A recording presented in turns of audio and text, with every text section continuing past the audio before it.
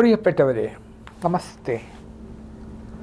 44 നദികൾ, ഏകദേശം 34 തടാകങ്ങൾ, പിന്നെ അസംഖ്യം അരുവികൾ, മലകൾ, പൂവനങ്ങൾ, ഇതെല്ലാം കൊണ്ട് സമൃദ്ധമായ നാടാണ് നമ്മുടേത്. വയലാർ എഴുതിയ വരികൾ ഓർക്കുന്നില്ലേ? പുഴകൾ, മലകൾ, പൂവനങ്ങൾ, ഭൂമിക്ക് കിട്ടിയ സ്ത്രീധനങ്ങൾ, സന്ധ്യകൾ, മന്ദാര ചാമരം വീശുന്ന ചന്ദന ശീതള മണൽപ്പുറങ്ങൾ. ഈ വരികൾ വയലാറിൻ്റേതാണ്. ഇത് മിക്കവാറും എല്ലാ മലയാളികളുടെയും നാവിൻ തുമ്പത്തുള്ള വരികളാണ്. എത്രയെത്ര കവിതകളാണ് നദികളെക്കുറിച്ച് നമ്മുടെ കവികൾ എഴുതിയിട്ടുള്ളതെന്നോ. അതിലെനിക്ക് ഓർമ്മ വരുന്ന ഒരു കവിത സച്ചിദാനന്ദൻ എഴുതിയ നദികൾക്കടിയിലെ നദി എന്ന കവിതയാണ്. ആ കവിതയിലെ ആദ്യത്തെ 4-5 വരികൾ ഞാനൊന്ന് ഉദ്ധരിക്കട്ടെ. എല്ലാ നദികൾക്കടിയിലും മറ്റൊരു നദിയുണ്ട്, എല്ലാ വൃക്ഷങ്ങൾക്കകത്തും മറ്റൊരു വൃക്ഷമുള്ളതുപോലെ. ഒന്ന് തെക്കോട്ടൊഴുകുമ്പോൾ മറ്റേത് വടക്കോട്ടൊഴുകുന്നു. ഒന്നിൽ സൂര്യൻ്റെ നിഴൽ വീഴുമ്പോൾ മറ്റേതിൽ ചന്ദ്രൻ്റെ നിഴൽ വീഴുന്നു. ഒന്നിൽ തിരകൾ ഉയരുമ്പോൾ മറ്റേത് ഒരു നീല വിരി പോലെ നിശ്ചലമായിരിക്കുന്നു. ഇത്ര മനോഹരമായ കവിതയാണ് അല്ലേ? ഇതുപോലെ ഒരുപാട് കവിതകളുണ്ട്. ഈ കവിതകളെക്കുറിച്ചൊന്നും പറയാനല്ല ഞാൻ ഒരുപ്പെടുന്നത്. കാരണം ഇത്രയൊക്കെ ഒരുപാട് നദികളുണ്ടെങ്കിലും ഈ നദികളെല്ലാം മനോഹരമാണ്. അത് ഒരുപാട് പേർക്ക് ഒരുപാട് ആവേശം പകരുന്ന ഒന്നാണ് എങ്കിൽ പോലും പലപ്പോഴും ഈ നദികൾ നമ്മളുടെ ദുഃഖത്തിന് കാരണമാകുന്നുണ്ട് ഇല്ലേ? നമ്മുടെ നാട്ടിൽ നടന്ന പ്രധാനപ്പെട്ട അപകടങ്ങൾ ഒന്ന് ഓർത്തു നോക്കുക. 1924 കൊല്ലത്തു നിന്നും കോട്ടയത്തേക്ക് പോയ ഒരു ബോട്ട് പല്ലനയിൽ വെച്ച് മുങ്ങി. 24 പേരാണ് അന്ന് മരിച്ചത്. അത് ഓർക്കാനുള്ള കാരണം ആ ബോട്ട് അപകടത്തിലാണ് മഹാകവി കുമാരനാശാൻ മുങ്ങി മരിച്ചത്. നീന്തൽ അറിയാമായിരുന്ന ആളായിരുന്നു കുമാരനാശാൻ. എന്നാലും അദ്ദേഹത്തിന് അതിൽ നിന്നും രക്ഷപ്പെടാൻ കഴിഞ്ഞില്ല. 1980 തോന്നുന്നു, കണ്ണമാലി പള്ളിയിൽ നിന്നും കുറേ തീർത്ഥാടകരെയും ഒത്തു വന്ന ഒരു ബോട്ട് മുങ്ങി. അതിൽ 30 പേർ മരിച്ചു. 1983 വല്ലാർപാടം പള്ളിയിൽ നിന്നും മടങ്ങി വന്ന കുറേ തീർത്ഥാടകർ അവിടെയും ഒരു ബോട്ട് അപകടത്തിൽ മരിച്ചു. 18 പേരാണ് അന്ന് മരിച്ചത്. 2002 കേരള വാട്ടർ ട്രാൻസ്പോർട്ട് ഡിപ്പാർട്ട്മെൻറ്റിൻ്റെ A53 എന്നൊരു ബോട്ട് അത് അപകടത്തിൽപ്പെട്ടു. അന്ന് 29 പേർ മരിച്ചു. വേമ്പനാട് ലേക്കിലുള്ള മുഹമ്മയ്ക്കടുത്താണ് ആ അപകടമുണ്ടായത്. അന്ന് മരിച്ചവരിൽ 15 സ്ത്രീകളുണ്ടായിരുന്നു. 9 മാസം മാത്രം പ്രായമുള്ള ഒരു കുഞ്ഞുണ്ടായിരുന്നു. കോട്ടയത്ത് PSC പരീക്ഷ എഴുതാൻ പോയ ഒരുപാട് ഉദ്യോഗാർത്ഥികളും അതിൽ ഉണ്ടായിരുന്നു. ഇങ്ങനെ ഒരുപാട് അപകടങ്ങളുണ്ടായി. ഇപ്പോൾ 2007 ഒരു സ്കൂൾ പിക്നിക്കിന് പോയ കുട്ടികൾ 14 കുഞ്ഞുങ്ങൾ, 3 അധ്യാപകരടക്കം 17 പേർ അന്ന് ഒരു അപകടത്തിൽപ്പെട്ടു. തട്ടേക്കാട് ബോട്ട് അപകടം പെരിയാറിൽ വെച്ചുണ്ടായ അപകടമായിരുന്നു. അതിൽ നമ്മൾ ശ്രദ്ധിക്കേണ്ട ഒരു കാര്യം, 6 പേർക്ക് മാത്രം കയറാൻ അനുവാദമുണ്ടായിരുന്ന ബോട്ടിൽ 61 പേർക്കാണ് അന്ന് കയറിയത്. 2009 45 ടൂറിസ്റ്റുകൾ പിന്നെ ഗവൺമെൻറ്റിൻ്റെ ജലകന്യക എന്ന ബോട്ട് മറിഞ്ഞപ്പോൾ അതിൽ മരിക്കുകയുണ്ടായി. അതും 75 പേർ കയറേണ്ട ബോട്ടിൽ 80 പേർ കയറി.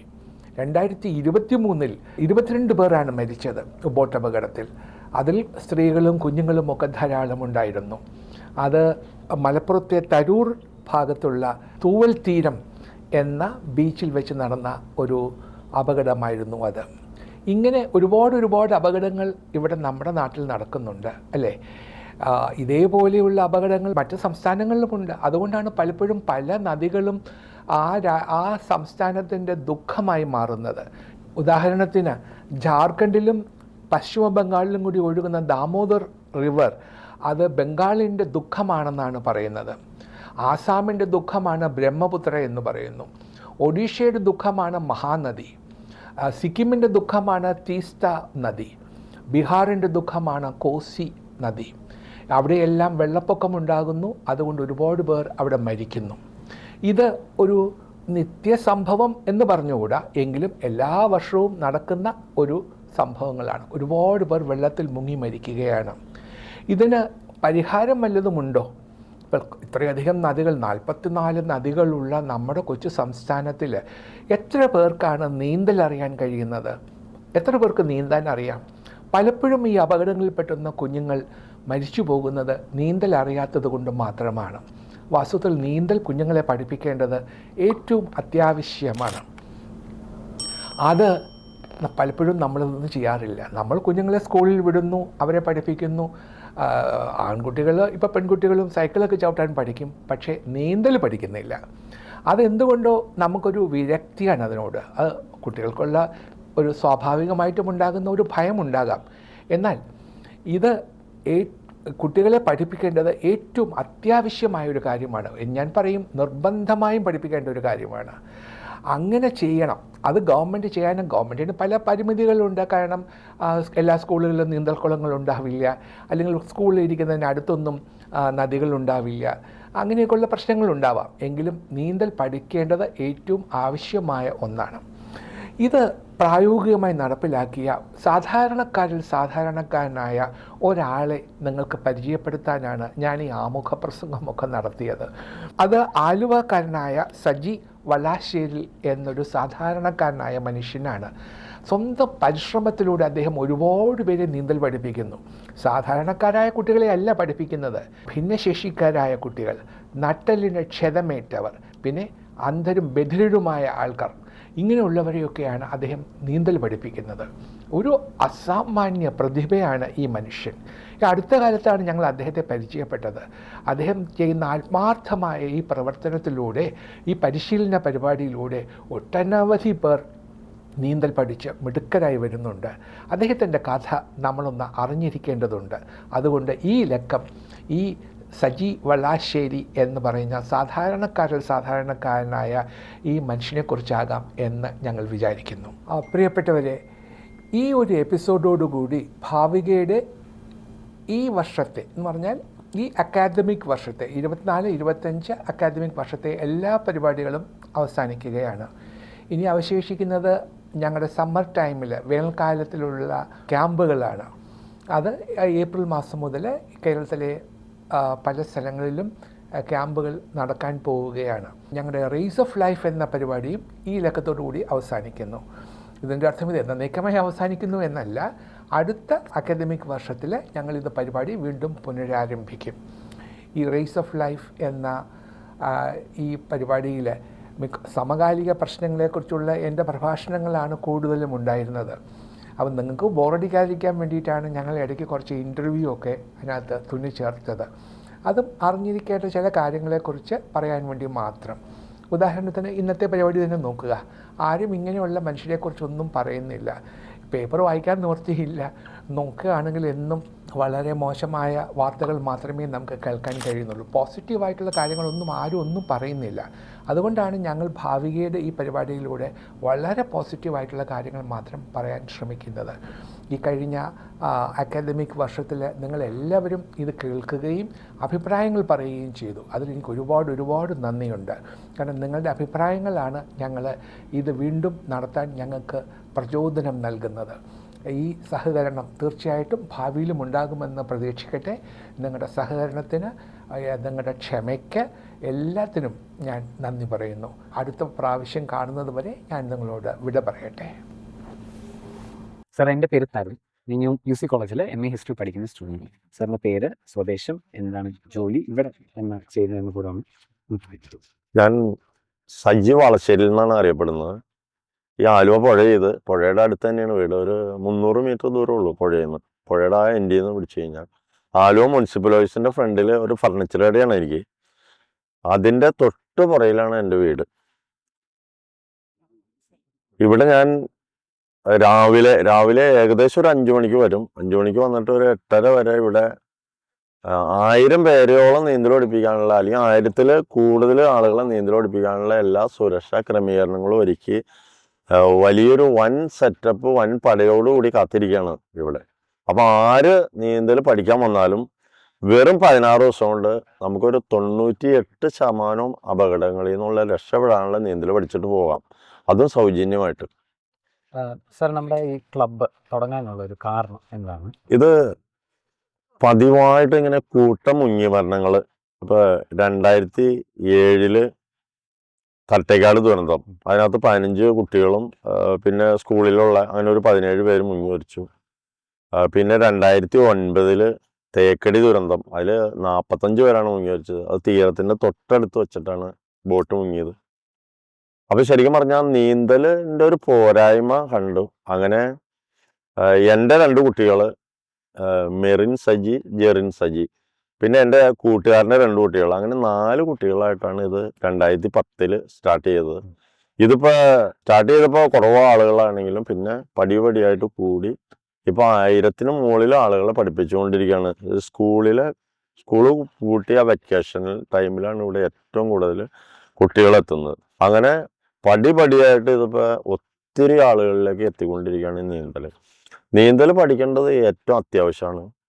ഇപ്പൊ നമുക്ക് സ്വന്തമായിട്ട് എവിടെയെങ്കിലും ചാടിപ്പോയി കഴിഞ്ഞാൽ രക്ഷപ്പെടാം. പിന്നെ ഒരാളെയെങ്കിലും നമ്മുടെ ജീവിതത്തിൽ രക്ഷിക്കാൻ പറ്റിക്കഴിഞ്ഞാൽ അത് ഏറ്റവും വലിയൊരു കാര്യമാണ്. ജീവൻ കൊടുക്കുന്നത് ദൈവമാണ്. അത് നിലനിർത്താൻ വേണ്ടിയിട്ട് നമ്മളും കൂടി ഒന്നുകൂടി ചെയ്യുന്നു.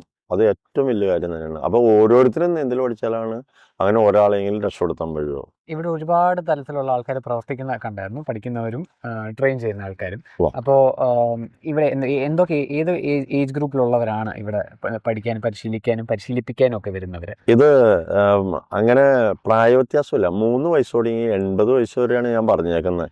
എന്നാലും നമ്മൾ അതിൽ കൂടുതൽ കിട്ടിയാലും അതിൽ കുറവ് കിട്ടിയാലും എടുക്കും. അതൊരു മാനദണ്ഡം വെച്ചു എന്ന് മാത്രമേ ഉള്ളൂ. പിന്നെ വൈകല്യമുള്ളവരെ മാറ്റി നിർത്തൂല ഇവിടെ. എല്ലാ വൈകല്യമുള്ളവരെയും നമ്മൾ എടുത്തിട്ട് പഠിപ്പിച്ചുകൊണ്ടിരിക്കുകയാണ്. പിന്നെ സ്ത്രീ പുരുഷന്മാർ അങ്ങനെ മാറ്റൂല. എല്ലാ സ്ത്രീകളും 50% സ്ത്രീകൾക്ക് വേണ്ടിയിട്ട് സീറ്റ് മാറ്റിയിട്ടേക്കാണ് ഇവിടെ. അതുപോലെ തന്നെ എല്ലാ ജാതി മതം അങ്ങനെ ഞങ്ങൾ വളരെ സൗഹാർദ്ദമായിട്ടാണ് 7 മാസം ഇവിടെ കഴിഞ്ഞു വിടുന്നത്. 7 മാസമാണ് ക്ലാസ് ഉള്ളത്. നവംബർ 1 തുടങ്ങിയിട്ട് മെയ് 31 വരെയുള്ള ഒരു ക്ലാസ്. അതിനകത്ത് ഒരേ ഒരു ദിവസമാണ് അവധിയുള്ളൂ. ശിവരാത്രിയുടെ പിറ്റേ ദിവസം ഇങ്ങോട്ട് വരാൻ പറ്റില്ല. ഇവിടെ എല്ലാം ബ്ലോക്ക്, അതിൻ്റെ പേരിൽ അവധിയായിരിക്കും.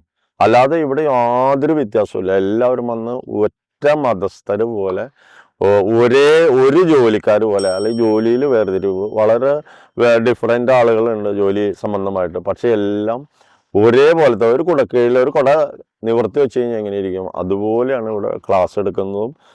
നീന്തൽ ശരിക്കും പറഞ്ഞാൽ അതിൻ്റെ കൂടെ പഠിക്കുന്നു എന്നുള്ളൂ. ഇവിടെ ഭയങ്കര കൂട്ടായ്മയാണ്, ഭയങ്കര സൗഹാർദ്ദമാണ്. അങ്ങനെ അതിൻ്റെ കൂടെ കിട്ടുന്നു നീന്തൽ പഠിക്കാൻ വരുമ്പോൾ. നമ്മൾ ഇവിടുന്ന് പല റെക്കോർഡ്സ് ഒക്കെ ഉണ്ടായിട്ടുണ്ടെന്ന് അറിഞ്ഞായിരുന്നു. സാർ അതിനെപ്പറ്റി ഒന്ന് കൂടുതൽ പറയാമോ? ഇവിടെ ഇന്ത്യ ബുക്ക് ഓഫ് റെക്കോർഡ് കുട്ടികൾ ഈ കൈയും കാലും പുറയിൽ കെട്ടി ഒരു 17 കുട്ടികളെ നീന്തിച്ചു. അതിന് പല റെക്കോർഡ്സുകൾ കിട്ടിയിട്ടുണ്ട്. പിന്നെ ഒരു കുട്ടിയുടെ കണ്ണ് കെട്ടി കൈയും കാലും പുറയിൽ കെട്ടി നീന്തി, ഇങ്ങനെ 780 മീറ്റർ നീന്തി. അങ്ങനെ ഒത്തിരി നീന്തൽ കാഴ്ചയില്ലാത്തവർ നീന്തി കടന്നിട്ടുണ്ട്. അരയ്ക്ക് താഴേക്ക് താഴ്ന്ന രതീഷ് ആള് നീന്തി കടന്നിട്ടുണ്ട് ആലുവ പെരിയാറ്. പിന്നെ 2 കൈയില്ലാത്ത ആസിയും വെളിമണ്ണ, 2 കൈയില്ല, ഒരു കാലിന് 8 ഇഞ്ച് നീളം കുറവ്, ഷോർട്ട് ഷിപ്പ് ഉള്ള കാല്. അങ്ങനെ അദ്ദേഹം ഇവിടെ തന്നെ പഠിച്ചിട്ട് നീന്തി കടന്നിട്ടുണ്ട് പുഴ. പിന്നെ ഞങ്ങൾ ഇടയ്ക്കിടയ്ക്ക് വേമ്പനാട്ടുകായലിൽ നീന്താൻ പോകാറുണ്ട്. ഇപ്പോൾ 2017 ആദ്യ വനിത മാളു ഷെയ്ഖ 9 കിലോമീറ്റർ നീന്തി കടന്നു. കോട്ടയം കുമരകത്തുനിന്ന് ആലപ്പുഴ മൂകമ്മയ്ക്ക് നീന്തി കടന്നു. പിന്നെ അതിനുശേഷം 2018 3 ചെറിയ കുട്ടികളെ നീന്തിച്ചിട്ടുണ്ട്. 9.5 വയസ്സ്, 11.25 വയസ്സ്, 12.25 വയസ്സ്. അങ്ങനെ 3 കുട്ടികളെയും കൂടെയും അത്രയും ദൂരം തന്നെ നീന്തിച്ചിട്ടുണ്ട്. 5-6 മണിക്കൂറാണ് ആ നീന്തലിൻ്റെ ദൈർഘ്യം. ഈ കഴിഞ്ഞ ദിവസവും ഞങ്ങൾ മുതിർന്നവരെ ഒരു 15 പേരെയും ഞാനും അടക്കം വേമ്പനാട്ടുകായൽ ഈ പറഞ്ഞ ദൂരം മുഴുവൻ നീന്തി കടന്നു. അപ്പോൾ ഇത് ശരിക്കും ഒന്ന് നീന്തൽ പഠിക്കാൻ മറ്റുള്ളവരിലേക്ക്, ഒരു ചെറിയ നീന്തൽ പഠിക്കാൻ വേണ്ടിയിട്ട് മറ്റുള്ളവരിലേക്ക് ആഹ്വാനം കൊടുക്കാൻ വേണ്ടിയിട്ടാണ് ഇങ്ങനെയൊക്കെ ചെയ്യിക്കുന്നത്. വേമ്പനാട്ടുകായൽ പോലും ഈസി ആയിട്ട് ആളുകൾക്ക് നീന്തി കടക്കാൻ പറ്റും. പിന്നെ എന്തിനാ ആളുകൾ വെള്ളത്തിൽ തൊട്ടടുത്ത് ചാടിപ്പോയി കഴിഞ്ഞിട്ട് മരിക്കേണ്ട കാര്യമില്ല ശരിക്കും പറഞ്ഞു. ഒരു നീന്തൽ പരിശീലനവും അതേപോലെ തന്നെ ഒരു അവയർനെസ് പ്രോഗ്രാം കൂടെയാണ് നമ്മൾ ഈ പല ആക്ടിവിറ്റീസ് കൂടി ചെയ്യുന്നത്. അപ്പം നമ്മുടെ ഈ കമ്മ്യൂണിറ്റിക്ക് ഇതിനോടുള്ള, നമ്മുടെ ഈ ക്ലബിനോടുള്ള ഇവിടുത്തെ പരിശീലനത്തോടുള്ള റെസ്പോൺസ് എങ്ങനെയാണ് പറയാം? ഇത് മാതാപിതാക്കൾ, നമ്മൾ കുട്ടികൾക്ക് ജന്മം കൊടുത്തു കഴിഞ്ഞാൽ മാതാപിതാക്കളാണ് ഉത്തരവാദി നീന്തൽ പഠിപ്പിക്കേണ്ടത്. ശരിക്കും നീന്തൽ പഠിപ്പിച്ച് ഈ നീന്തലിലേക്ക് ലയിച്ച് നിന്ന് കഴിഞ്ഞാൽ, നീന്തൽ ഇപ്പോൾ രാവിലെ വന്ന് ഇവിടെ 5:30 ക്ലാസ് കൊടുക്കും, രാവിലെ 1-2 മണിക്കൂർ നീന്തണം. അപ്പൊ ആരോഗ്യപ്രദമായിട്ട് ഇതിലും വലിയ എക്സർസൈസ് വേറെ ഇല്ല. എല്ലാ ഭാഗങ്ങളിലേക്കും നമുക്ക് ഏറ്റവും ഉണർവ് കിട്ടുന്നതാണ് നീന്തൽ. ഇപ്പോൾ ഓക്സിജന്റെ കാര്യം എടുക്കുകയാണെങ്കിൽ ഓക്സിജൻ 10% കൂടുതൽ തലച്ചോറിലേക്കും ശ്വാസകോശത്തിലേക്കൊക്കെ ചെല്ലാൻ അതുവഴി നമുക്ക് പ്രവർത്തനങ്ങളൊക്കെ വളരെ കൂടും. പിന്നെ നമ്മുടെ ഇവിടെ നീന്തൽ പഠിക്കാൻ വരുമ്പോൾ തന്നെ ഓരോരുത്തർ പറയും 5-6 കിലോ 2 മാസം കൊണ്ട് കുറഞ്ഞു എന്ന്. അപ്പോൾ ഈ എക്സസ് പറഞ്ഞ കിലോകളാണ് ഇങ്ങനെ കുറഞ്ഞുകൊണ്ടിരിക്കുന്നത്. പിന്നെ ബോഡി നല്ല ഫ്ലെക്സിബിൾ ആവും. രാവിലെ ഒന്ന് നീന്തി കഴിഞ്ഞാൽ, ഇപ്പം നമ്മൾ വളരെ ക്ഷീണിച്ചിരിക്കുമ്പോൾ ഇച്ചിരി വെള്ളം എടുത്ത് കുടഞ്ഞു കഴിഞ്ഞാൽ ഒരു ഉണർവ് വരൂലേ, അതുപോലെ രാവിലെ നമ്മൾ ഒന്ന് ഇറങ്ങി നീന്താൻ ഇട വന്നു കഴിഞ്ഞാൽ അന്നത്തെ ദിവസം മുഴുവൻ നമുക്ക് ഉന്മേഷത്തോടു കൂടി കഴിയാം.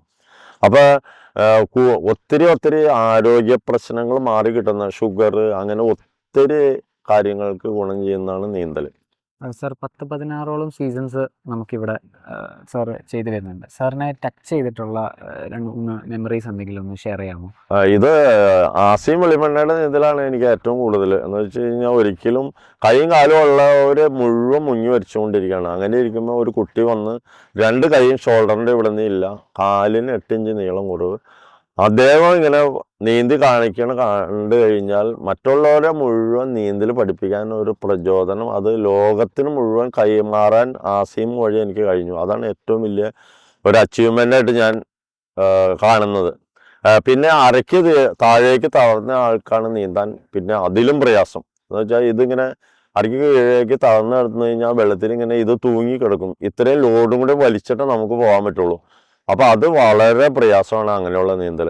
പിന്നെ കാഴ്ചയില്ലാത്ത പല കുട്ടികളെ ഇങ്ങനെ പഠിപ്പിച്ചു, വഴി കൊണ്ടുവന്ന് പഠിപ്പിച്ചു. അപ്പോൾ കാഴ്ചയുള്ളവർക്ക് അറിയാം ഇത് ഇങ്ങനെ ഇറങ്ങി പഠിക്കാം, ഇങ്ങനെ നീന്തി കിടക്കാമെന്ന്. പക്ഷെ കാഴ്ചയില്ലാത്തവർക്ക് ഭയങ്കര പ്രയാസമാണ്. ഇതെല്ലാം കാണിച്ചു കൊടുത്തിട്ട് കാഴ്ചയുള്ളവരുടെ കണ്ണ് തുറപ്പിക്കുന്ന ഒരു പ്രവൃത്തിയാണ് ഇങ്ങനെ കാഴ്ചയില്ലാത്തവരെ കൊണ്ട് നീന്തിച്ച് ഇവിടെ കാണിക്കുന്നത് മുഴുവൻ.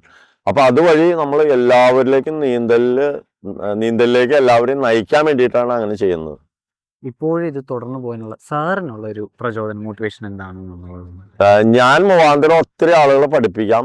അപ്പൊ എന്തെങ്കിലും ഒരു പ്രളയം, ഇപ്പൊ 2018 പ്രളയം നമ്മൾ എക്സാമ്പിൾ എടുക്കുകയാണെങ്കിൽ തന്നെ ഞാനിങ്ങനെ പഠിപ്പിച്ചു വിട്ട ഒത്തിരി ആളുകൾ അതാത് സ്ഥലത്ത് ഒത്തിരി രക്ഷാപ്രവർത്തനങ്ങൾ ചെയ്യാൻ സാധിച്ചു എന്ന് എനിക്ക് അറിയാൻ കഴിഞ്ഞു. അപ്പൊ അത് തന്നെയാണ് എനിക്ക് ഏറ്റവും വലിയ സന്തോഷം നൽകുന്നത്. അപ്പൊ അതുപോലെ നമ്മളിങ്ങനെ ഓരോ വർഷവും 1000-3000 പേരെയൊക്കെ പഠിപ്പിച്ച് വിട്ട് കഴിഞ്ഞാൽ ഇങ്ങനെ ഒരു പ്രളയമോ എന്തെങ്കിലും ഒരു കാര്യങ്ങളോ ഉണ്ടെങ്കിൽ അതാത് സ്ഥലത്ത് ഒരു മനുഷ്യൻ പോലും നഷ്ടപ്പെടാതെ അവരെല്ലാം കാത്തു സൂക്ഷിച്ചോളും. അതിനു വേണ്ടിയിട്ട് ഒരു പ്രവൃത്തിയും കൂടിയാണ് ഇവിടെ ചെയ്യുന്നത്. ഈ ആലുവ, എറണാകുളം അല്ലാണ്ട് നമ്മൾ പുറത്തുനിന്ന് ആൾക്കാർ ഇവിടെ നീന്താൻ പഠിക്കാൻ വരുന്നുണ്ടോ?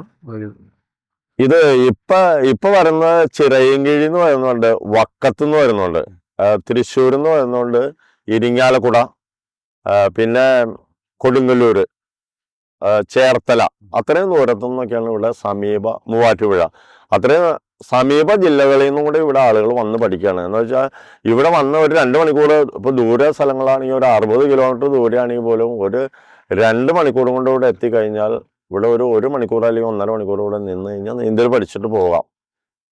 ഞാനിവിടെ വന്നപ്പോൾ ഒരുപാട് വോളണ്ടിയേഴ്സ് ആയിട്ടാണ് ഒരുപാട് പേര് ഇവിടെ ട്രെയിനീസ് ആയിട്ട് ഇവിടെ ട്രെയിനിങ് കൊടുക്കുന്നത്. അപ്പോൾ ഒരു കുടുംബത്തെ പോലെയാണ് ഇവിടെ എല്ലാം കാണുന്നത്. അപ്പോൾ എന്താണ് അതിന് ഒരു ഗൈഡിങ് ഫാക്ടർ എന്നൊന്ന്? ഇത് ഇവിടെ പഠിപ്പിച്ച് നന്നായിട്ട് പഠിച്ചാൽ മാത്രമാണ് ആലുവ പെരിയാർ ക്രോസ് ചെയ്യാൻ പറ്റുള്ളൂ. ഇത് ക്രോസ് ചെയ്ത് കഴിഞ്ഞാൽ അപ്പം തന്നെ നമ്മൾ ഇതിലേക്ക് എടുക്കുകയാണ്. ഇവിടെ വാളണ്ടിയേഴ്സ് ആയിട്ട് എടുക്കുകയാണ്. ക്രോസിങ് കഴിഞ്ഞ് ഉടനെ വന്നു കഴിഞ്ഞാൽ ഇവിടെ ഒരു സമയത്ത് നമുക്കൊരു 60 പേരെങ്കിലും വേണം വാളണ്ടിയറായിട്ട് നിൽക്കാൻ. ഇവിടെ ഉള്ള സമയത്തിനെ 2ആയിട്ട് തിരിച്ചിട്ട് ഇവിടെ നീന്തി കളഞ്ഞ ആളുകളെ അതുപോലെ തന്നെ ഉണ്ടാക്കി തിരിക്കും. എന്നിട്ട് പകുതി പേർക്ക് നീന്താനുള്ള അവസരം കൊടുക്കും, പകുതി പേർക്ക് വാളണ്ടിയറായിട്ട് എല്ലാ സ്ഥലത്തും രക്ഷാപ്രവർത്തനങ്ങൾ ചെയ്യാനുള്ള അവസരം കൊടുക്കും. അങ്ങനെയാണ് ഇത് ബൃഹത്തായിട്ട് ഓടിച്ചുകൊണ്ടിരിക്കുന്നത്. ഒരു ദിവസം തന്നെ ഞാൻ പറഞ്ഞല്ലോ 1000-ലും അധികം ആളുകളെയാണ് പഠിപ്പിച്ചുകൊണ്ടിരിക്കുന്നത് ഇവിടെ. നമ്മുടെ ഇവിടുത്തെ ഈ കോഴ്സ് അല്ലെങ്കിൽ ഇവിടെ നീന്തൽ പഠിപ്പിക്കുന്ന രീതികളൊന്ന് ബ്രീഫായിട്ടൊന്ന്. ഇവിടെ 11 സെക്ഷനായിട്ടാണ് ഇവിടെ പഠിപ്പിക്കുന്നത്. ആദ്യം വെള്ളത്തിൽ പേടിയായിരിക്കും ആളുകൾക്ക്. അപ്പൊ ആ പേടി മാറ്റലാണ് ആദ്യം പ്രീ KG മുങ്ങിയിരിക്കൽ. അത് ഒരു ദിവസം. പിന്നെ അത് കഴിഞ്ഞാൽ അടുത്തത് LKG ആണ്. LKGയിൽ ഫ്ലോട്ടിംഗ് ആണ്. അതായത് നമ്മൾ ശ്വാസം വലിച്ചിട്ട് കൈ നീട്ടി പിടിച്ച് തല വെള്ളത്തിൽ താത്തി ഒറ്റ ചാട്ടം നേരെ കിടക്കും. അങ്ങനെ 4 ദിവസം ഫ്ലോട്ടിങ്. അത് കഴിഞ്ഞ് UKG ആണ്. അതുപോലെ തന്നെ ചാടിയിട്ട് കാല് മാത്രം ഇങ്ങനെ അടിക്കില്ല, 4 ദിവസം UKG. അപ്പൊ 4, 4, 8, 9 ദിവസമായി. പിന്നെ LP എന്ന് പറഞ്ഞ ക്ലാസ് ആണ്. LP പിന്നെ കൈയെടുത്ത് നീന്തലും കൂടെ ആയി. കൈയെടുത്ത് വെള്ളത്തിന് മുകളിൽ കൂടെ കൈയെടുത്ത് നീന്തൽ, കാലടിക്കലും ഒപ്പം. അത് കഴിഞ്ഞാൽ അടുത്ത ക്ലാസ് UPA. UPAയിലാണ് നമ്മൾ ശ്വാസം എടുക്കുന്നത്. അപ്പൊ ആ ശ്വാസം എടുത്ത് പഠിപ്പിക്കുന്ന സ്ഥലമാണ് UPA. അവിടെ 4 ദിവസമാണ്. അപ്പോൾ ശ്വാസം എടുക്കാൻ പഠിച്ചു കഴിഞ്ഞാൽ അടുത്തത് UPB. UPB എന്ന് പറഞ്ഞാൽ 1, 2, 3 റൈറ്റ് ആൻഡ് ലെഫ്റ്റ്. അവിടെ ശ്വാസം എടുക്കൽ തന്നെ. ഇനി മുകളിലേക്ക് ഇത് മാത്രമേ ഉള്ളൂ, നീന്തൽ മാത്രമേ ഉള്ളൂ. UPB വരുമ്പോൾ 4 ദിവസം ശ്വാസം എടുക്കൽ. അപ്പോൾ കുറച്ചും കൂടെയും ആളുകൾ റെഡിയാവും. അത് കഴിഞ്ഞ് HS എന്ന് പറഞ്ഞ സ്ഥലത്ത് അവിടെ വരുമ്പോൾ നീളം കൂടും എന്ന് പറഞ്ഞാൽ ആദ്യം പറഞ്ഞതെല്ലാം 35 അടി ദൂരമുള്ളൂ. പിന്നെ നമ്മളത് നമ്മുടെ അവിടെ ഒരു ട്രാക്ക് ഉണ്ട്. ആ ട്രാക്ക് 70-48 70-48 9 സെക്ഷനായിട്ട് തിരിച്ചേക്കാണ്. തുല്യമായിട്ട് 9 സെക്ഷൻ പൈപ്പും ബോയൊക്കെ ഇട്ട് സെറ്റ് ചെയ്ത് തിരിച്ചിരിക്കുകയാണ്. അതിനെ പകുതി ആക്കുമ്പോഴാണ് 35 അടിയുടെ പീസുകളാവുന്നത്. ആ 35 അടിക്ക് ഒരു ക്ലാസ്സിൽ 20 പേരെയാണ് നിർത്തുന്നത്. 35 അടി നീളത്തിൽ 20 പേരെ ചേർത്ത് നിർത്തും ക്യൂ ആയിട്ട്. ഒരാൾ ചാടി നീന്തി കഴിഞ്ഞിട്ട് അതിൻ്റെ പുറകെ ഇങ്ങനെ ക്യൂ ആയിട്ടാണ് അവിടെ ചെയ്യുന്നത്. അപ്പൊ HS വരുമ്പോൾ അത് 70 അടി നീളവും. അപ്പൊ ഇത്തിരി ആഴം കൂടും. അപ്പൊ നന്നായിട്ട് നീന്താൻ പഠിക്കും. അത് കഴിഞ്ഞിട്ട് പിന്നെ ഒരു ട്യൂബ് ടെസ്റ്റ് ഉണ്ട്. അതായത് ട്യൂബ് പിടിച്ച് നമ്മൾ എവിടെയെങ്കിലും നമ്മൾ യാത്ര പോകുമ്പോൾ ബോട്ടിലാണെങ്കിലും വഞ്ചിയിലാണെങ്കിലും അവിടെ കയറിയാലും കുറെ സേഫ്റ്റി അറേഞ്ച്മെന്റ്സ് ഉണ്ടാവും. ഇത് മറിയോ കത്തിപ്പോവോ ഒക്കെ ചെയ്ത് കഴിഞ്ഞാൽ ആദ്യം നമ്മൾ വെള്ളത്തിലേക്ക് ചാടും. നമുക്ക് എല്ലാ സേഫ്റ്റികളും ഇട്ട് തരും. അതെങ്ങനെ ഹാൻഡിൽ ചെയ്യാന്നുള്ള പഠിപ്പിക്കലാണ് ട്യൂബ് ടെസ്റ്റ്. പിന്നെ നമ്മൾ 10 അടി താഴ്ചയിൽ കൊണ്ടുപോയി ഒരു മണലും ആയിരിക്കും. അത് നമ്മളൊന്ന് ചവിട്ടി താത്തിയൊക്കെയാണ് ചെയ്യുന്നത്. അതായത് ആഴങ്ങളിൽ പോയി കഴിഞ്ഞാലാണ് പേടി മാറുള്ളൂ. ആ പേടി മാറ്റിയെടുക്കലാണ് ഉദ്ദേശം. അത് കഴിഞ്ഞാൽ പിന്നെ നമ്മൾ 100 അടി നീളമുള്ള നിലയില്ലാത്തടത്തിലേക്ക് മാറ്റി. +1 +2 ആണ് അത്. 2 ക്ലാസ്സാണ് അത്. +1 +2 അങ്ങനെ 4, 8 ദിവസം അവിടെ ക്ലാസ് ഉള്ളൂ. അത് കഴിഞ്ഞ് പിന്നെ അടുത്ത് വേറൊരു ട്യൂബ് എങ്ങനെ നമ്മൾ പിടിച്ചു കൊണ്ടുപോകാം, അങ്ങനെ വേറൊരു ടെസ്റ്റ് ഉണ്ട്. അതായത് ഒരു 200 മീറ്ററോളം ട്യൂബ് ഇങ്ങനെ പിടിച്ചിട്ട് ഒരു കൈ കൊണ്ട് പിടിച്ചിട്ട് ഒരു കൈ കൊണ്ട് നീന്തി. അത് എങ്ങനെ പഠിപ്പിക്കണമെന്ന് വെച്ച് കഴിഞ്ഞാൽ ഒരാൾ പെട്ടെന്ന് വെള്ളത്തിൽ മുങ്ങാനിടവന്ന് നമ്മുടെ കയ്യിൽ എന്തെങ്കിലും ഒരു രക്ഷപ്പെടുത്താൻ ട്യൂബോ എന്തെങ്കിലും ഒരു ഐറ്റംസ് ഉണ്ടെങ്കിൽ നമ്മൾ ഇട്ട് കൊടുത്തു കഴിഞ്ഞാൽ ഒരിക്കലും അവർക്ക് പിടിക്കാൻ കഴിയില്ല. അവരത് തട്ടിത്തെറിപ്പിച്ച് കളയുള്ളൂ. അപ്പോൾ നമ്മളത് പിടിച്ചുകൊണ്ട് വേഗം പോയി അവരെ പിടിച്ചുകൊണ്ട് വരാൻ വേണ്ടിയിട്ടുള്ള ട്രെയിനിങ് ആണ്. അപ്പോൾ അത് കഴിഞ്ഞാൽ പിന്നെ നമ്മൾ ഡിഗ്രി എന്ന് പറഞ്ഞാൽ അടുത്ത ക്ലാസ്സിലേക്ക് മാറ്റും. ഡിഗ്രിയാണ് ഇതിൻ്റെ നീന്തൽ പഠിക്കുന്നതിൽ ഏറ്റവും മർമ്മപ്രധാനം. എന്ന് വെച്ചാൽ അത് പഠിച്ചു കഴിഞ്ഞാൽ പിന്നെ ഒരു ജീവൻ നഷ്ടപ്പെടില്ല. എവിടെ നമ്മൾ മറിഞ്ഞ് വെള്ളത്തിൽ അകപ്പെട്ട് കഴിഞ്ഞാലും നമുക്ക് തുഴഞ്ഞു കിടക്കാൻ പഠിക്കുന്ന സ്ഥലമാണ് ഡിഗ്രി. അവിടെ തുഴഞ്ഞു കിടന്ന് 1 മണിക്കൂർ ആക്കിയെടുക്കലാണ് ഉദ്ദേശിക്കുന്നത്. അത് കഴിഞ്ഞ് നമ്മൾ വീണ്ടും ഒന്നും കൂടി 10 അടി താഴ്ചയിൽ മണലുമായിരിക്കും. ഡിഗ്രിയിലെ ക്ലാസ് കഴിഞ്ഞു. പിന്നെ അടുത്തത് PG ആണ്. PGയിൽ 2 ദിവസം ഓരോ മണിക്കൂർ തുഴഞ്ഞു കിടക്കണം. അവിടെ 30-40 അടി വെള്ളം ഉണ്ടാവും. 30 അടിക്ക് 40 അടി വരെ വെള്ളം. പിന്നെ 4 ദിവസം 2 മണിക്കൂർ തുഴഞ്ഞു കിടക്കണം. ഈ 2 മണിക്കൂർ തുഴഞ്ഞു കിടന്നു കഴിഞ്ഞാൽ നമുക്ക് ഭയങ്കര ധൈര്യം വരും. അപ്പോഴാണ് ശരിക്കും പറഞ്ഞ ധൈര്യമാവുന്നത്. എന്ന് വെച്ചാൽ 2 മണിക്കൂർ തുഴയുന്ന ആൾക്കാർക്ക് 2 മണിക്കൂർ നീന്താം എന്നുള്ളതാണ്.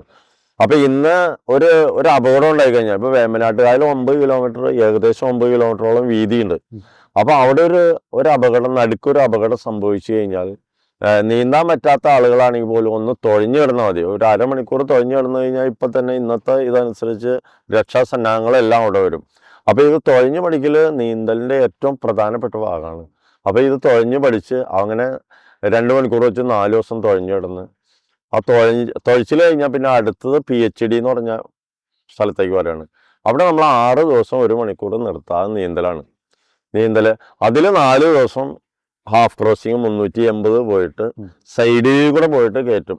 അത് കഴിഞ്ഞിട്ടാണ് മെയിൻ ക്രോസ് ചെയ്യിക്കുന്നത് 780 മീറ്റർ ക്രോസ് ചെയ്യിക്കുന്നത്. മൊത്തത്തിലൊരു യൂണിവേഴ്സിറ്റി സിലബസ്. അത് കഴിഞ്ഞാണ് ക്രോസിങ് കഴിഞ്ഞ് നമ്മൾ PD എന്ന് പറഞ്ഞ സെക്ഷനിലേക്ക് മാറ്റും. അവിടെയാണ് ശരിക്കും നീന്തി പഠിപ്പിക്കുന്നത്. അപ്പൊ ഇവരുടെ പേടികളെല്ലാം മാറി. പിന്നെ നമ്മൾ അവിടെ അരമണിക്കൂർ നീന്തിക്കും, അരമണിക്കൂർ അവിടെ സെക്യൂരിറ്റി നോക്കിക്കും. അങ്ങനെയാണ് ഇവിടുത്തെ ഒരു സിലബസ് ഇട്ടേക്കുന്നത്. പിന്നെയാണ് മഴക്കാല നീന്തലിൽ പെടുത്തിയിട്ട് പിന്നെ വലിയ നീന്തൽ, ഒഴുക്കിനെതിരെ നീന്തൽ, ഒരാള് അകപ്പെട്ട് കഴിഞ്ഞാൽ, വെള്ളത്തിൽ അകപ്പെട്ട് കഴിഞ്ഞാൽ എങ്ങനെ രക്ഷപ്പെടുത്താന്നുള്ളത് പഠിപ്പിക്കല്, മലന്ന് നീന്താൻ പഠിപ്പിക്കല്, ജലശയനം, ഡൈവിങ്, അങ്ങനെ എല്ലാം പഠിപ്പിച്ച് പിന്നെ ദീർഘദൂര നീന്തലിലേക്ക് പ്രാക്ടീസ് ചെയ്യിച്ചുകൊണ്ടിരിക്കും. പിന്നെ മണിക്കൂറുകൾ നീന്താൻ 2 മണിക്കൂർ 4 മണിക്കൂറൊക്കെ ത്രൂ ആയിട്ട് നീന്താനുള്ള പ്രാക്ടീസാണ് കൊടുക്കുന്നത്. അതിനുശേഷമാണ് നമ്മൾ വേമ്പനാട്ടുകായലൊക്കെ നീന്തിക്കാൻ കൊണ്ടുപോകുന്നത്. ഇപ്പോൾ സാർ നമ്മളിവിടെ നീന്തൽ എന്ന് പറയുന്ന നീന്തൽ പരിശീലനത്തിനേക്കാൾ ഉപരി ഒരു സേഫ്റ്റി അവയർനെസ്സും അല്ല അതിൻ്റെ ഒരു ട്രെയിനിങ് കൂടാണ് നമ്മളിവിടെ അതെ കൊടുക്കുന്നത്. അതെ. അപ്പോൾ ഒരു കായിക വിനോദം എന്നതിലുപരി കാലത്തിന്റെ ആവശ്യകതയായിട്ട് ഈ നീന്തൽ മാറുന്നതിനെ പറ്റി അങ്ങനെ ആണ് എന്ന് സാറിന് തോന്നുന്നുണ്ടോ? അതിൻ്റെ ഒരു അഭിപ്രായം എന്താണ് സാറിന് അതിൽ? കായിക വിനോദമായിട്ട് കൊള്ളിച്ചു കഴിഞ്ഞാൽ എല്ലാവർക്കും ഇത് പ്രചോദനം കൊടുക്കാൻ പറ്റും. അറിവ് കായികമായിട്ടാണ്. പക്ഷേ എല്ലാ മനുഷ്യരും പഠിച്ചിരിക്കേണ്ട ഒന്നാണ് നീന്തൽ. നമ്മൾ കേരളത്തിൽ ജീവിക്കുമ്പോൾ കേരളത്തിൽ 44 നദികൾ, പിന്നെ എല്ലായിടത്തും ജലാശയങ്ങളാണ്. എപ്പോൾ വേണമെങ്കിലും വെള്ളത്തിലേക്ക് ചാടി പോവാം. പെൺകുട്ടികളാണെങ്കിൽ പോലും ചാടി പോകില്ല എന്ന് ചില പേരൻസുകൾ പറയും. പക്ഷേ എപ്പോൾ വേണമെങ്കിലും ഒരു വണ്ടിയിൽ നിന്ന് തെറിച്ച് വേണമെങ്കിൽ പാലത്തിൽ നിന്ന് താഴത്തേക്ക് പോവാം. ഒരു ബോട്ടിൽ പോകുമ്പോൾ എപ്പോൾ വേണമെങ്കിലും പോവാം. അപ്പം നീന്തൽ ഇത് പഠിച്ചിരിക്കേണ്ടത് ഏറ്റവും, ഇപ്പോൾ എന്നെ സംബന്ധിച്ച് പറയുകയാണെങ്കിൽ ഒരു വർഷം സ്കൂളിൽ പോയില്ലെങ്കിലും കുട്ടികളുടെ ഒരു വർഷം നഷ്ടപ്പെടുന്നുള്ളൂ. കുട്ടികൾ നഷ്ടപ്പെടുന്നില്ല. എത്രയോ ഇപ്പം നമ്മൾ ഈ വർഷത്തെ കണക്ക് മാത്രം എടുത്തു കഴിഞ്ഞാൽ എത്രയോ കുട്ടികൾ മരിച്ചുപോയി. ഒത്തിരി കുട്ടികൾ മരിച്ചുപോയി. അത് മരിക്കാതിരിക്കണമെങ്കിൽ നല്ല രീതിയിൽ നീന്തൽ പഠിപ്പിക്കണം. സ്പോർട്സിൽ നീന്തൽ പഠിത്തി നല്ല പ്രാധാന്യം കൊടുത്തിട്ടുള്ളതുകൊണ്ട് ആളുകളിലേക്ക് മുഴുവൻ ഇങ്ങനെ എത്തിക്കാൻ കഴിയും. എന്നിട്ട് മറ്റുള്ള സ്പോർട്സിന് പോകുന്നത് വളരെ കുറച്ച് 2% ആളുകളൊക്കെ പോവുള്ളൂ. ബാക്കി 98% ആളുകളും സ്പോർട്സിന് പോകാത്തവരാണെങ്കിൽ പോലും നീന്തൽ എല്ലാവരും പഠിപ്പിക്കണം. എല്ലാവർക്കും പഠിക്കാൻ പറ്റും. കൈയില്ലാത്തവർക്കും പഠിക്കാം, കാലില്ലാത്തവർക്കും പഠിക്കാം, കാഴ്ചയില്ലാത്തവർക്കും പഠിക്കാം. പിന്നെ സാധാരണ ജനങ്ങൾക്ക് പഠിച്ചാൽ എന്താ കുഴപ്പം? 16 സീസൺ, അതെ, ഏകദേശം 16 വർഷത്തോളം. 15 വർഷം 16ാമത്തെ തവണ. അതെ. അപ്പോൾ അത്രയുമായി തിരിഞ്ഞു നോക്കുമ്പോൾ അന്ന് ഇപ്പോൾ നിന്ന് നമ്മൾ തുടങ്ങിയ ആ ഒരു കാലഘട്ടം വരെ ഒന്ന് തിരിഞ്ഞു നോക്കുമ്പോൾ ഹൗ ഡു യു ഫീൽ? എന്താണ് ഇതിൽ നിന്ന് ഇംബൈബ് ചെയ്യാൻ പറ്റിയ മൂല്യങ്ങൾ, അങ്ങനെ എന്തെങ്കിലും ഒന്ന്? ചെറിയ തുടക്കമായിരുന്നു. പിന്നെ എനിക്ക് ഒത്തിരി ആളുകളിലേക്ക് ഇത് വ്യാപിപ്പിക്കാൻ പറ്റി. അപ്പം ഒരാളെ നീന്തൽ പഠിപ്പിക്കാന്ന് പറഞ്ഞാൽ ആ ആള് വെള്ളത്തിൽ നിന്ന് രക്ഷപ്പെടലാണ്. അപ്പം അവർക്ക് നന്നായിട്ട് നീന്തൽ പഠിപ്പിച്ചു കഴിഞ്ഞാൽ ഞാൻ ആദ്യം പറഞ്ഞ പോലെ ഒരാൾ ചിലപ്പോൾ രക്ഷപ്പെടുത്താനും കഴിയും. അത് തന്നെയാണ് എൻ്റെ ഫീലിങ്സ്. എന്താ വെച്ചാൽ ഇപ്പോഴും ഇത്രയും ആളുകൾ പഠിപ്പിച്ചുകൊണ്ടിരിക്കുന്ന ആ ഒരു ഉദ്ദേശം മനസ്സിൽ കണ്ടുകൊണ്ട് മാത്രമാണ്. അതായത് ഒരു പ്രളയമോ എന്തെങ്കിലും ബുദ്ധിമുട്ടുണ്ടായി കഴിഞ്ഞാൽ ഞാൻ പഠിപ്പിച്ച ആളുകൾ നന്നായിട്ടാണ് പഠിപ്പിച്ചു കഴിഞ്ഞാൽ അവർ അതാത് സ്ഥലങ്ങളിൽ പോയി രക്ഷാപ്രവർത്തനം ചെയ്തോളും. ഒരാളിപ്പോൾ മുങ്ങിപ്പോയി കഴിഞ്ഞാൽ എവിടെ വേണമെങ്കിലും നമ്മൾ കായലിൻ്റെയും കടലിൻ്റെയും പുഴയുടെയും അടുത്ത് ഇരുന്ന് കഴിഞ്ഞാൽ എപ്പോൾ വേണമെങ്കിലും മുങ്ങാനുള്ള സാധ്യതയുണ്ട്, ചാടാനുള്ള സാധ്യതയുണ്ട്. അത് കണക്കാക്കി നിന്ന് കഴിഞ്ഞാൽ നമുക്ക് നീന്തലറിയാമെങ്കിലാണ് അവരെ രക്ഷപ്പെടുത്താൻ കഴിയുള്ളൂ. അപ്പം അങ്ങനെ പല സ്ഥലത്ത് പല ആളുകൾ രക്ഷപ്പെടുത്തിയ കാര്യങ്ങൾ എനിക്കറിയാം. ഞാൻ പഠിപ്പിച്ചു വിട്ട ആളുകൾ. അതിൽ എനിക്ക് ഭയങ്കര സന്തോഷമുണ്ട്. ഞാൻ മുഖാന്തരം തന്നെയാണല്ലോ ഒരാളെ അവിടെ രക്ഷപ്പെടുത്തിയിരിക്കുന്നത്. അപ്പം അങ്ങനെ അതിലേക്ക് കൂടുതൽ ആളുകളെ പഠിപ്പിക്കാനുള്ള ഉദ്ദേശം എനിക്കുണ്ട്. പിന്നെ ഇത് പെരിയാറിലെ ഒരു ചെറിയ ഏരിയയിൽ മാത്രമേ എനിക്ക് പഠിപ്പിക്കാൻ കഴിയുള്ളൂ. പക്ഷേ ഇത് വലിയ ഏരിയയിൽ കേരളം മുഴുവൻ ആക്കണമെന്നെങ്കിലും എനിക്ക് താല്പര്യമുണ്ട്. അത് താല്പര്യം എന്ന് പറഞ്ഞു കഴിഞ്ഞാൽ ഇപ്പം ഈ 14 ജില്ലകളാണ് കേരളം. അപ്പം അതിനകത്ത് ഓരോ ജില്ലയിലും ഏകദേശം ഒരു 60 പേര് വെച്ചും കൊണ്ട് വരികയാണെങ്കിൽ കുറച്ച് സമയം കൊണ്ട് കൂടുതൽ ആളുകളെ വളരെ കുറച്ച് സമയം കൊണ്ട് പഠിപ്പിക്കുന്നത് എങ്ങനെയാണെന്നുള്ളത് കുറച്ച് സ്ഥലത്ത് അത് നമുക്ക് കാണിച്ചു കൊടുക്കാം. അതിന് വേണ്ടിയിട്ട് പ്രത്യേക ട്രെയിനിങ് കൊടുക്കാം. ആര് വന്നാലും ഒരു ജില്ലയിൽ നിന്ന് ഒരു 60 പേര് അതിൽ കൂടുതൽ വന്നോട്ടെ. എന്നിട്ട് എല്ലാ സ്ഥലത്തും ഇതുപോലത്തെ യൂണിറ്റുകൾ തുടങ്ങിക്കഴിഞ്ഞാൽ ഒരാൾ പോലും മുങ്ങി മരിക്കൂല. വെള്ളത്തിൽ പോയി മുങ്ങി മരിക്കൂല. നീന്തൽ ശരിക്കും പഠിക്കുന്നവർ വെള്ളത്തിൽ മുങ്ങൂല.